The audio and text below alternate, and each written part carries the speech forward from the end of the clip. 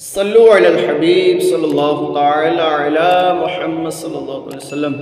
मीठे और मोहतरम इस्लामी, आज हम जो है वो गुस्ल के फ़राइज़ जो है इंशाअल्लाह सुनेंगे और गुस्ल का तरीका भी सुनेंगे। याद रखिएगा, गुस्ल के 3 फ़राइज़ हैं। कितने फ़राइज़ हैं? 3। नंबर 1 कुल्ली करना, नंबर 2 नाक में पानी चढ़ाना और नंबर 3 पूरे जिस्म पर, ज़ाहिरी जो बदन है हमारा, इस पर पानी बहाना अच्छे अंदाज से कि जिस्म का कोई हिस्सा भी खुश्क न रहे। गुस्ल का तरीका क्या है? याद रखिएगा, सबसे पहले हमने जो है ना वो गुस्ल में नीयत करनी है और बगैर ज़बान हिलाए हमने जो है ना वो नीयत करनी है कि हम जो है ना गुस्ल खाने के अंदर बरहना हालत में जो है ना वो ऐसे यानी कपड़े उतारे हुए कोई ज़बान से कलिमात अदा ना करें। इसके साथ साथ जैसे ही हम नीयत करें तो फिर इससे पहले जो है ना वो हमने क्या करना है, नीयत करते ही फ़ौरन से हमने क्या करना है, अपने हाथों को पोंछों तक धो लेना है। फिर हमने जनाब इस्तिंजा करना है। फिर इसके साथ साथ जो है ना वो इस्तिंजे की जगह और इर्द गिर्द जहाँ की निजासत लगी हो जिस्म पर, उसको हमने अच्छे अंदाज से साफ़ कर लेना है। फिर हमने जिस तरह नमाज के अंदर वज़ू किया जाता है, हमने नमाज का सा वज़ू करना है। और इसके साथ साथ हमने जो है ना ख्याल रखना है कि पाँव वगैरह हमारे जो है ना, अगर हम ऐसी जगह पर नहा रहे हैं, पानी वगैरह मौजूद है, नहाने वाला पानी जो है ना वो इस्तेमाल शुदा पानी वहीं पर गिर रहा है, जमा हो रहा है, तो फिर हम पाँव ना धोएं। अगर पानी बह जाता है तो फिर पाँव आप साथ ही धो सकते हैं। इसके साथ साथ हमने क्या करना है, अपने पूरे जिस्म पर जो है ना पानी को चौपड़ लेना है। खुसूसन सर्दियों में ये होता है कि जिस्म पर खुश्की होती है, जिसकी वजह से पानी जो है ना अच्छे अंदाज से जिस्म पर बहता नहीं है।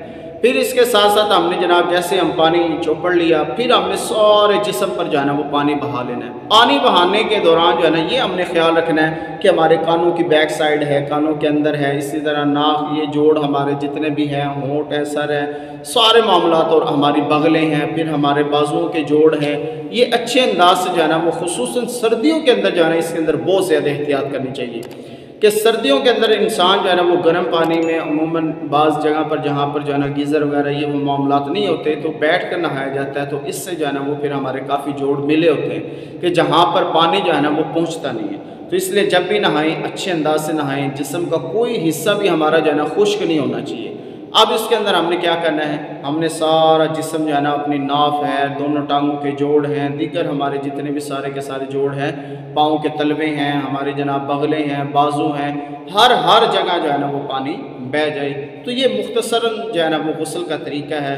गुस्ल के 3 फ़राइज़ हैं: कुल्ली करना, नाक में पानी चढ़ाना और सारे जिस्म पर जो है ना वो पानी बहाना। अब कुल्ली करने में जो है ना अच्छे अंदाज से हम जो है ना वो क्या करेंगे, कुल्ली करेंगे।